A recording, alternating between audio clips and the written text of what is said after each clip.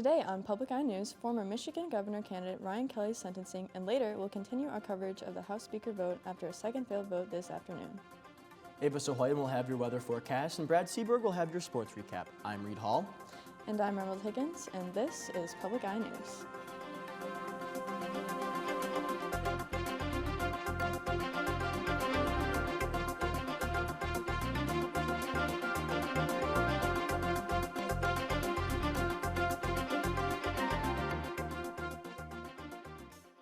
Yesterday, a federal judge sentenced Ryan Kelly, a former Republican candidate for Michigan governor, to 2 months behind bars.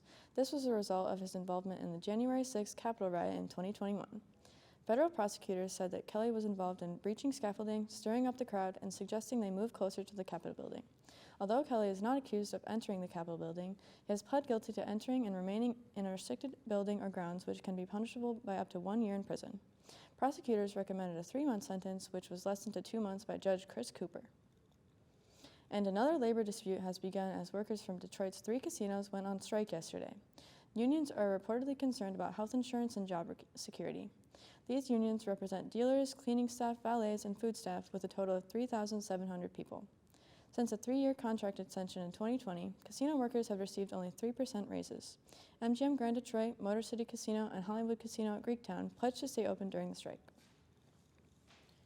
General Motors has announced that electric truck production in Detroit will be delayed due to slowing U.S. demand. The company released a statement Tuesday in regards to the factory in Orion Township, which is set to continue production of electric Chevrolet Silverados and GMC Sierra pickup trucks into late 2025, opposed to the originally scheduled production set for 2024. GM spokesperson Kevin Kelly said these changes are not related to the ongoing UAW partial strike, which is on its 4th continuous week. Kelly added that the delays are also due to engineering changes made to improve the truck's profitability. Workers at the Orion Township plant will continue to manufacture the Chevrolet Bolt hatchback electric car and Bolt electric utility vehicle through the end of the year. These workers will be offered positions in other Michigan factories until the Orion Township factory reopens. And Governor Gretchen Whitmer announced yesterday that a new director of the Michigan Veterans Affairs Agency has been appointed after the resignation of previous director Adam Hollier.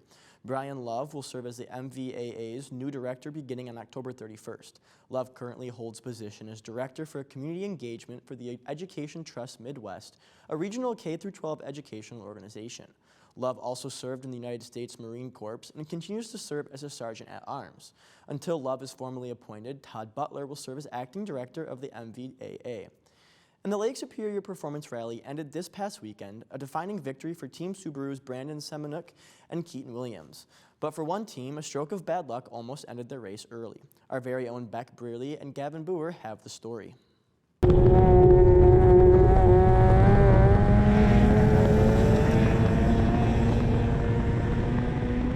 Lake Superior Performance Rally is a notoriously difficult race, with stages winding from Sidnaw to Mount Marquette. 74 cars, 148 drivers, all starting their weekend with high hopes.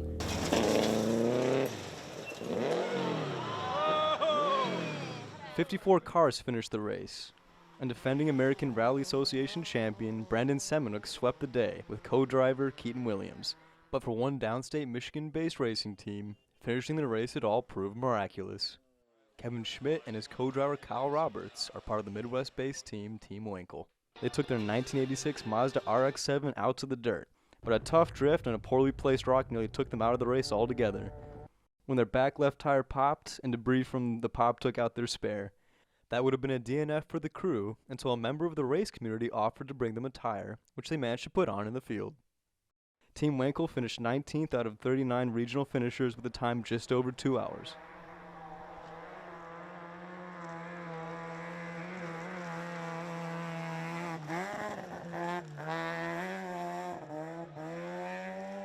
Beck Brearley for Public Eye News in Marquette. Now don't touch that dial. Ava will be back with some possible rain showers and the rest of your weather forecast after this break.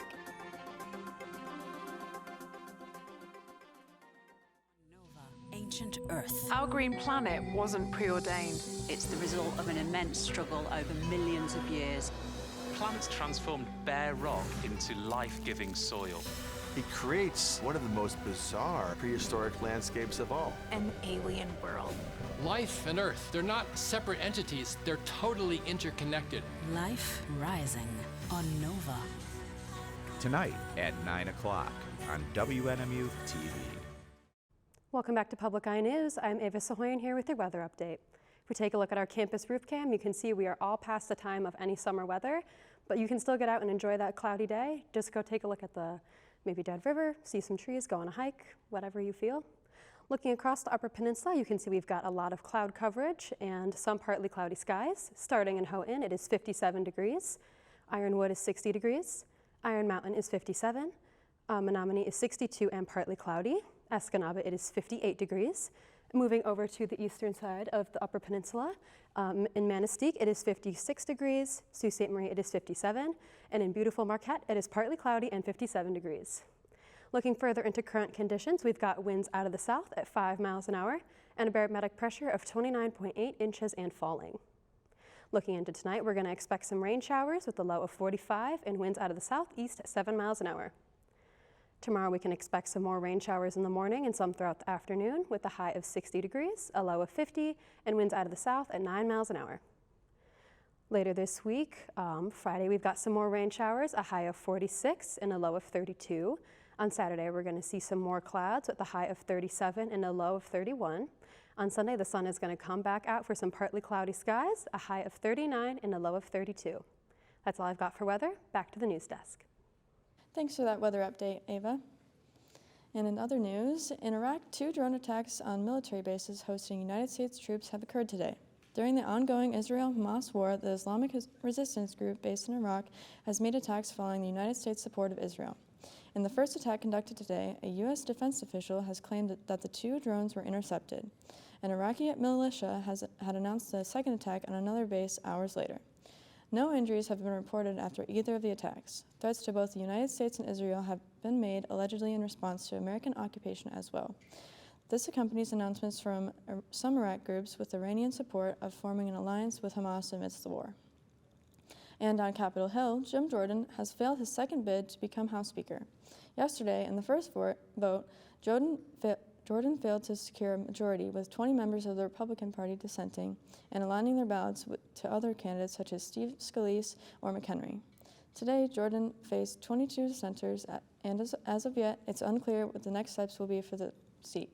Since the ousting of Speaker Kevin McCarthy 2 weeks ago, the House has been unable to perform regular business, with interim Speaker Patrick McHenry not possessing the same abilities as an elected Speaker. A current proposal backed by moderate Republican group members such as Dave Joyce and Maria Salazar could see a proposal to give McHenry or another interim Speaker pro temp powers to allow normal operations until a decision is made. The U.S. has pledged support for Israel, with President Biden heading there tomorrow. In the U.S., there are also growing sympathies for civilians stuck in the crossfire in Gaza. And Tuesday, many gathered at Concordia College in Moorhead to show unity and support for Palestinians. Valley News Team's Reed McGregory was there and shows us what they had to say. It was a moment of unity and education at Concordia College Tuesday afternoon as students, faculty, and community members gathered in support of Palestine. We have Palestinian students here as members of our community. We have Palestinian American students, and they wanted to be able to show support and to also call for more education and more awareness. Those in attendance got the chance to hear from speakers, and some of which had personal and family ties to the country. We are here with voices and freedoms. We must use those in support for those who don't have voices and freedoms. These people are human beings just like us. Some students say showing support in a time like this is important. It might not be at the forefront of our minds because we have so many things that we're going and doing. However, there are a lot of people that are hurting and that need support. Others in attendance were surprised at the lack of support shown for those in Israel. I'm amazed that nobody's here standing up for Israel. I'm kind of sad about that. That makes me very sad. Many in attendance saying the stories they hear of those with personal ties to Palestine are tough to swallow, which makes it that much more important to listen in the first place. It was hard to listen to that, but to listen to it is so much easier than to live it, and so we need to do our part in listening because we're not living it. In Moorhead, Reed Gregory. Valley News Live. After this break, Brad Seaborg will be back with your sports recap. Stay tuned.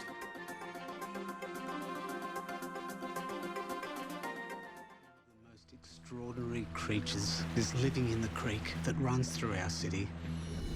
The platypus have been granted this window into their world, but these urban platypus were living right on the edge. The river was looking like a war zone.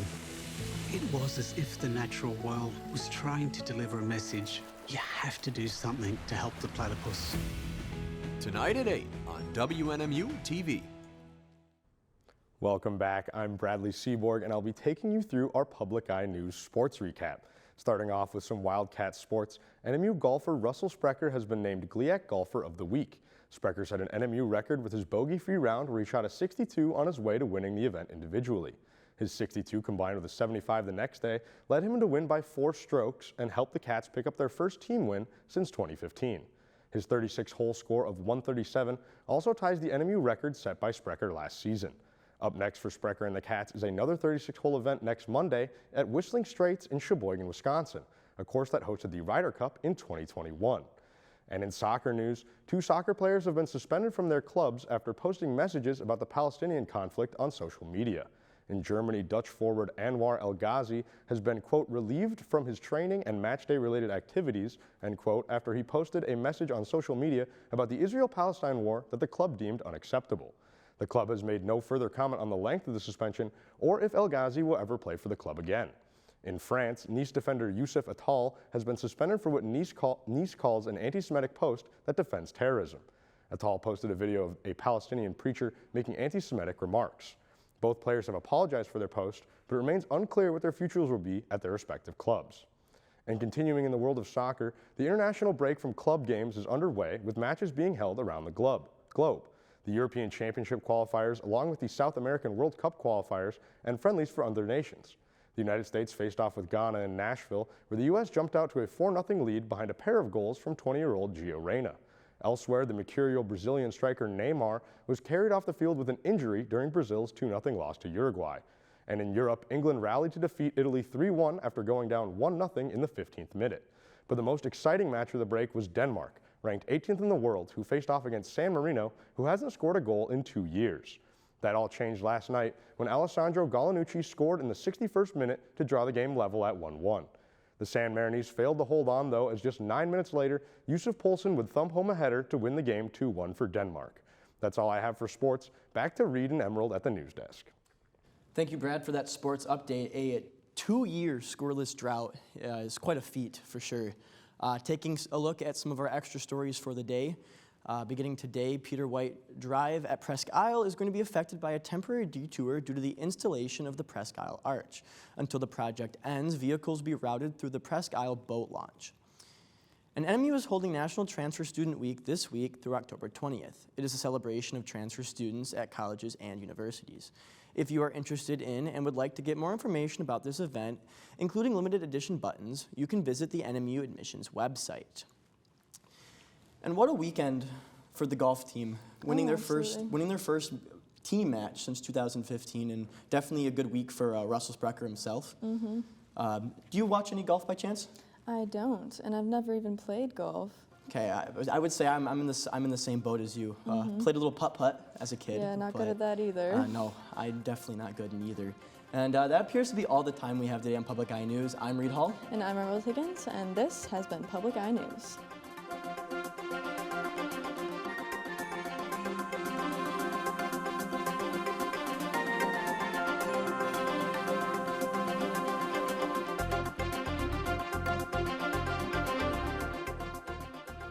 The preceding program was produced by WNMU-TV, Northern Michigan University Public Television, in studios located in Elizabeth and Edgar Hardin Hall. Thanks for hanging out with us here at Public Eye News today. Make sure you subscribe to our YouTube down below to never miss a story, and check us out on Instagram at NMU-Penn.